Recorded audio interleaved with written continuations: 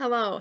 Some of you might recall that I've been working in the medical field for nearly 2 decades, and in that time, the topic of death and dying has always been on the table as something that I've faced regularly, regardless of my particular role or field in medicine. But I did spend several years working in family medicine where I did rounds at a nursing home and for hospice patients.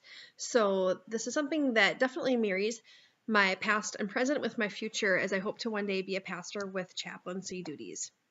So when I entered into the experience of this project, I was really wanting to provide a neatly packaged black and white answer to the question of what is the Christian response to timing of death and degree of appropriate medical intervention. Um, we can fall anywhere on the spectrum of this question, ranging from prolonging life at all costs, using every medical technology at our disposal. People on this end of the spectrum tend to view death as something that robs and steals and kills and destroys, just like Satan does.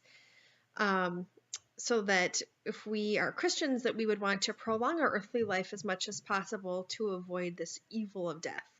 And then ranging to the middle of the spectrum where we maybe just don't want to intervene too much and allow for a natural death, all the way to the other end of the spectrum where there's medically assisted death. But what I realized was that I was naive to think that there was that sort of clear-cut answer to this question. And the day that I realized this was when I happened to watch Dr. Kaming's lecture on interfaith ethics, when he said that he is not a political or legal fixer of problems, but rather that he is a theologian. And that's when it clicked for me that as a pastor or healthcare provider, my role is not to be the person who gives the magic answer that is perfect for every family in every situation, but rather to be a theologian, a healer, a comforter, a friend, sister, daughter, mother, but most importantly, above all else, a Christian who approaches this topic from a posture of grace. So the big takeaway from my paper is that we need to live with grace in the tension of this issue. And there are three main types of tension with death and dying. The first is that death is evil, yet merciful, yet joyful. And patients may be very conflicted because they are feeling death in all of these different ways. The second tension is that there is a paradox of being both pro-life but also embracing death and looking forward to being in heaven and basking in the glory of Christ. Again, patients can feel conflicted by this. They're not sure what they're supposed to think or believe as a Christian, and sometimes they get pressured to feel one way or the other in a way that doesn't feel natural to their situation. And then the third tension is that at the heart of our confession is a Redeemer who did in fact die. Before there can be a resurrection and salvation of us, there was indeed a death. And the death of Jesus can show us a lot about good Christian death.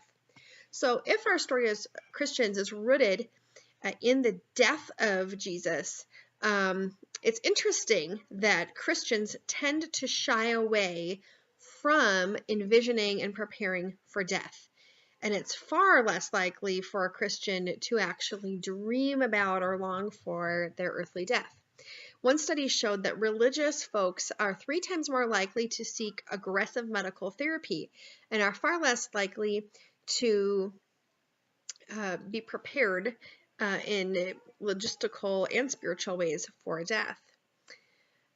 I'm not talking about purchasing a headstone or writing an obituary or writing advance directives, but I'm referring to being prepared for the active process of dying and having kind of a dream scenario in place of how you would want to experience Christ and the love of God throughout the final days or weeks of your life.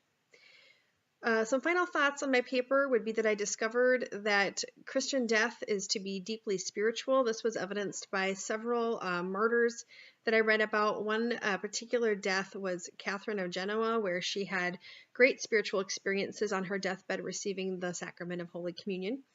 Death is to be actively undertaken, and death is to be public and instructive in the context of community. One of the greatest changes of death and dying in our culture would be, besides the medical intervention aspect, that death is now done in privacy, often under the care of complete strangers and not family.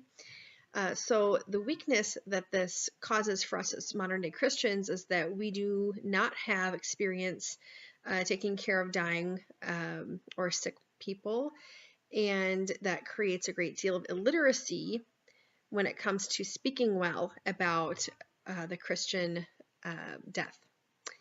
And lastly, death should be seen as the culmination of Christian life. Now, where I need your help, classmates, is that I'm on my fourth source now, and I'm really struggling with it because it kind of takes everything I just talked about and turns it on its head.